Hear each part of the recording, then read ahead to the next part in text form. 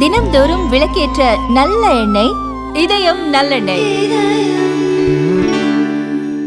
பழைய பாம்பன் ரயில் பாலத்தை அகற்ற மத்திய அரசின் ரயில் விகாஸ் நிகாம் லிமிடெட் நிறுவனம் ஒப்பந்தம் கோரி அறிவிப்பு வெளியிட்டுள்ளது. மண்டபம் நிலப்பரப்பையும் ராமேஸ்வரம் தீவையும் இணைப்பதில் பாம்பன் ரயில் பாலமும் இந்திரா காந்தி சாலை பாலமும் முக்கிய பங்கு வகிக்கின்றன. 1988ஆம் ஆண்டு சாலை பாலம் அமைப்பதற்கு முன்பு 1914ஆம் ஆண்டு ஷெஷாஸ் பாலம் எனப்படும் பாம்பன் ரயில் பாலம் திறக்கப்பட்டு ரயில் போக்குவரத்து தொடங்கியது. இந்தியாவில் கடலின் நடுவே அமைக்கப்பட்ட முதல் பாலம் இதுவாகும். கப்பல்கள் கடந்து செல்வதற்கு வசதியாக பாலத்தின் நடுவில் தண்டவாளங்களுக்கு இடையே தூக்கு பாலம் அமைக்கப்பட்டிருந்ததே இதன் சிறப்பு ஆகும்.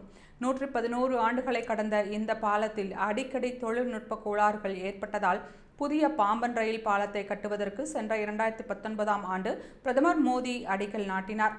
அதன் பின்னர் 2020ஆம் ஆண்டு தொடங்கப்பட்டு இந்த வருடம் ஏப்ரல் 6ஆம் தேதி பிரதமர் மோடியால் திறந்து வைக்கப்பட்டது. இந்நிலையில் பழைய பாம்பன் பாலத்தை அகற்ற ரயில்வே நிர்வாகம் முன்வந்துள்ளது.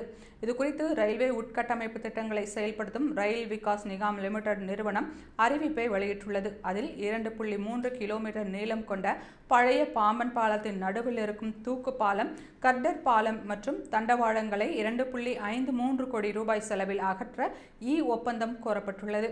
111 ஆண்டுகளை கடந்த பாம்பன் ரயில் பாலம் ரயில்வே அருங்காட்சியகத்தில் வைக்கப்படுமா என்ற எதிர்பார்ப்பையும் பொதுமக்களிடையே எழுப்பியுள்ளது.